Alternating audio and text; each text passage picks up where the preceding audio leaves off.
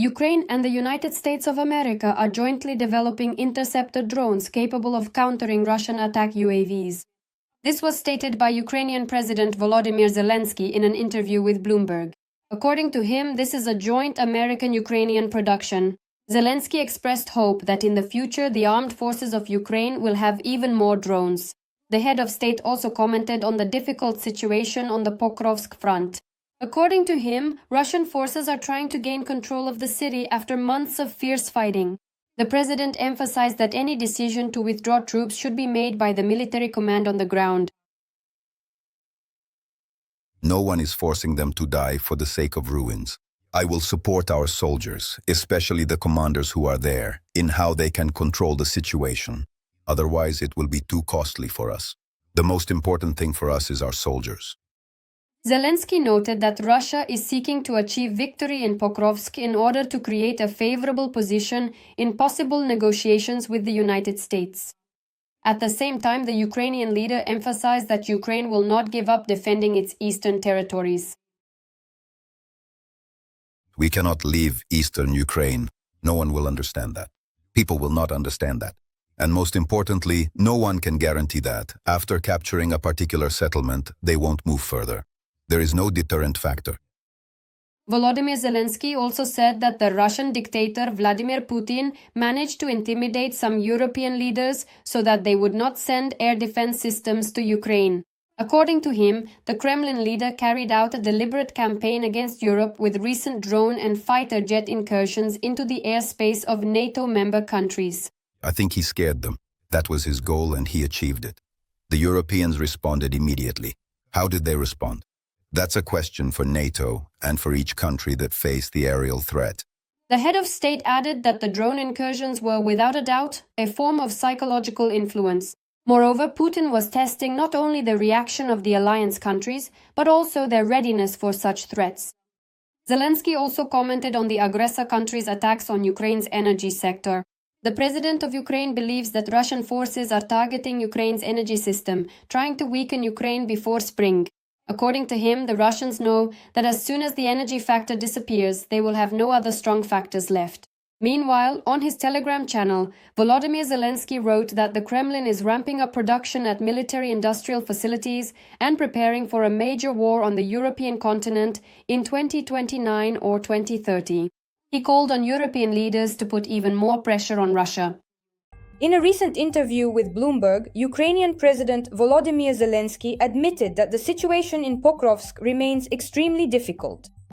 According to him, he does not rule out the possibility that Ukrainian forces may leave the city. However, the final decision on this matter should be made by commanders on the ground, based on the actual situation. No one is forcing them to die for the sake of ruins, Zelenskyy said. The president emphasized that the main priority remains preserving the lives of Ukrainian soldiers. Therefore, he will fully support the decisions of military commanders who are directly in the combat zone and have a better understanding of the operational situation. I will support our soldiers, especially the commanders who are there, in how they can control the situation. Otherwise, it is very costly for us. The most important thing for us is our soldiers, the president emphasized. Zelenskyy explained that Russia is striving to capture Pokrovsk in order to create the illusion of its superiority and to convince Trump that Ukraine should completely withdraw from Donbas to end the war. We cannot abandon eastern Ukraine. No one will understand that. People will not understand it, Zelenskyy said. And most importantly, no one can guarantee you that if they capture this or that city, they won't go further. There is no restraining factor at all. Meanwhile, the commander-in-chief of the armed forces of Ukraine, Oleksandr Syrsky, stated on November 13th that stabilizing the situation in the Pokrovsk-Mirnohrad operation area directly depends on the level of coordination and the complexity of the actions of all units and subdivisions involved in combat missions. He clarified that it is precisely the Pokrovsk direction that remains one of the hottest spots right now. The largest number of assaults is taking place there, and Russian forces are concentrating significant troops, trying to use the difficult weather conditions to their advantage. Syrskyi emphasized that the main tasks of the Ukrainian military right now are to constantly take control of certain areas, protect existing logistical routes, and create new supply routes. He added that constant fighting continues on the approaches and directly within the urban area against small enemy assault infantry groups, as well as the ongoing destruction of light enemy equipment. According to estimates by the analytical group Deep State, Russian forces continue to advance and have already approached most districts of Pokrovsk. Some military observers believe that the fall of the city may only be a matter of time. Some experts think that Ukraine should withdraw its troops in advance to avoid encirclement. Meanwhile, other specialists believe that defending the city, even despite the complicated logistics, has more advantages than retreating to an open area. Moscow, in turn, is trying to encircle Pokrovsk and Mirnorad, creating a so-called cauldron.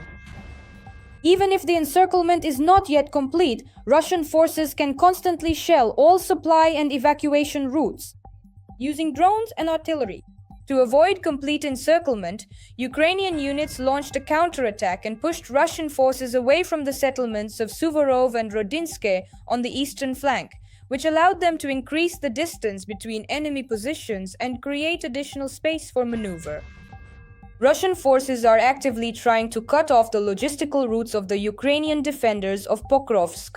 Thank you. They are attacking supply routes not only with drones and artillery, but also by conducting ground assaults, deploying small infantry groups. This tactic is called infiltration, and according to military analyst Konstantin Mashevets, it has proven to be quite effective.